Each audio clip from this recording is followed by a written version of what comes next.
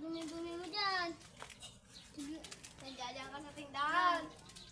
Bahal dito ka naman. Dito lang mo yayaman. A few moments later. Hala ko, Lin. Parang may nakakasal sa pulubi. Tara, punta natin.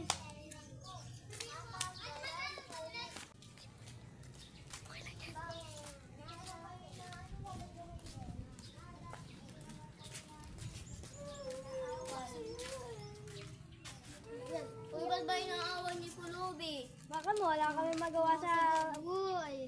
Kaya ganyan lang ginawa namin. Hindi nabuhay namin ng Pulubi. Kawawa lang may Pulubi, gaganyanin nyo pa eh. Nasa harap ng tindahan eh. Magawa mabuti. Nagtatawanan pa kayo. Mabaho, tapos nasa tindahan pa. Nagtatawanan pa kayo parang wala kang nagawang kasal. One eternity later. Sorry na, Pulubi.